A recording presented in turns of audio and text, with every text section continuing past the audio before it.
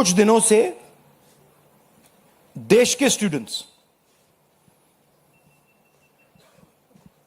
Agitation कर रहे हैं, गुस्से में हैं, पीसफुल प्रोटेस्ट कर रहे हैं। इसके कारण है, पहला कारण जो हमारा एजुकेशन सिस्टम है, जो पूरी दुनिया में मशहूर हुआ करता था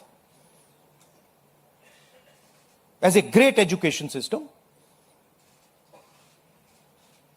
वो अब रिग्ड एजुकेशन सिस्टम है। कितना रिग्ड है वो किसी को नहीं मालूम। सुपरफिशियली दिख रहा है कि 152 पेपर लीक हुए हैं पिछले 10 साल में।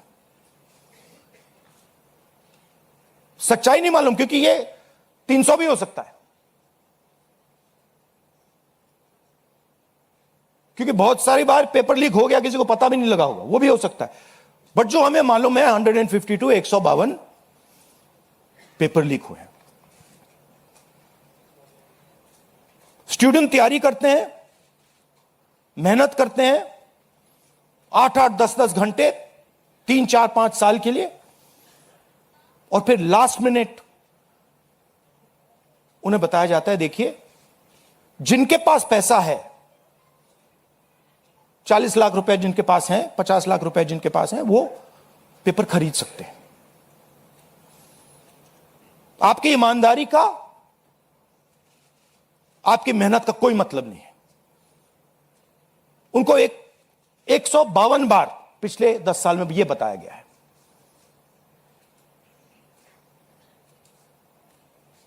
$7.5 करोड़ परिवारों को, स्टूडेंट्स और परिवारों को पेपर लीक ने डैमेज किया है। और स्टूडेंट यह सवाल पूछ रहे हैं, पेपर लीक होता है,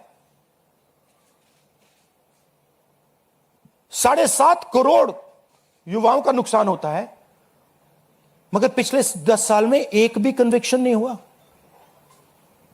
एक भी व्यक्ति का कन्विक्शन नहीं हुआ, 0। तो यह पहला कारण है। दूसरा कारण कि जो हमारा एजुकेशन सिस्टम है यह अनअफोर्डेबल है। मिडिल क्लास के लिए, गरीबों के लिए यह सिस्टम अनअफोर्डेबल है।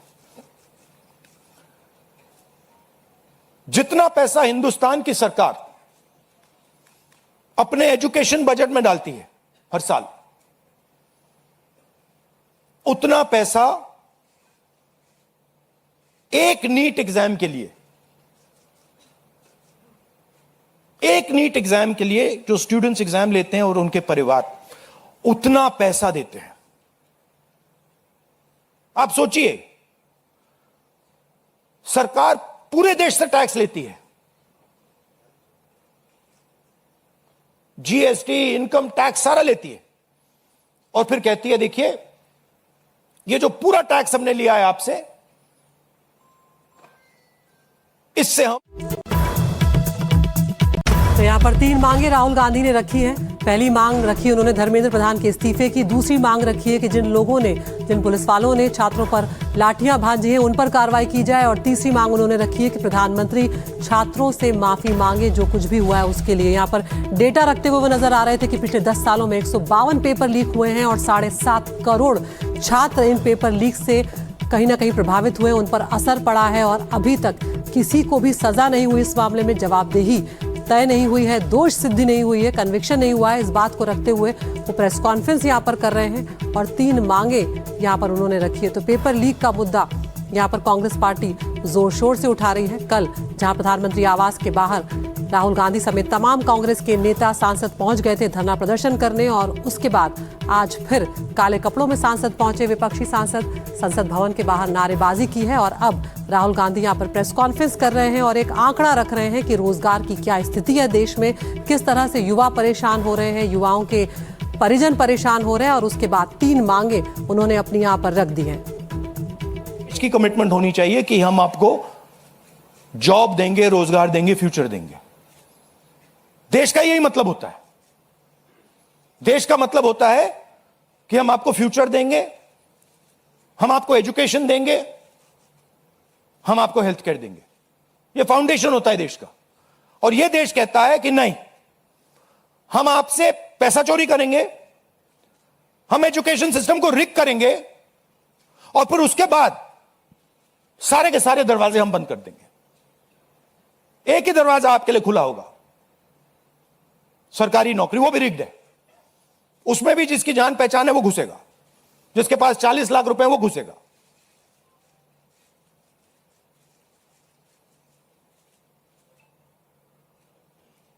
पहला दरवाजा मैन्युफैक्चरिंग,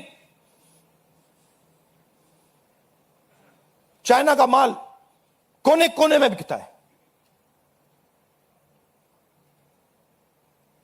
हिंदुस्तान की मैन्युफैक्चरिंग बैकबोन खत्म है, स्मॉल एंड मीडियम इंडस्ट्रीज खत्म है। पहला दरवाजा बंद। दूसरा दरवाजा एंटरप्रेन्योरशिप का। बैंक का सारा पैसा 2-3 बिजनेसेस के हाथ में जाता है। आप में से कोई एंटरप्रेन्योर बनना चाहता है, दरवाजा बंद। टीवी पे एड्स आएंगे, एंटरप्रेन्योर बनो। एंटरप्रेन्योर बनने के लिए लोन की जरूरत होती है, पैसे की जरूरत होती है, वो नहीं मिलेगा। दूसरा दरवाजा बंद। तीसरा दरवाजा कॉर्पोरेट जॉब, आईटी जॉब, जो हिंदुस्तान की सक्सेस रही है, उसको एआई ने खत्म कर दिया है, खत्म कर रहा है। पब्लिक सेक्टर बंद, पूरा प्राइवेटाइज कर दो, खत्म कर दो। तो एक ही रास्ता है, वो सरकार वाला, गवर्नमेंट एग्जाम। और फिर उसमें कहते हैं सबसे पहले पूरी अपनी आमदनी दो, उसके बाद हम सिस्टम को रिग करेंगे।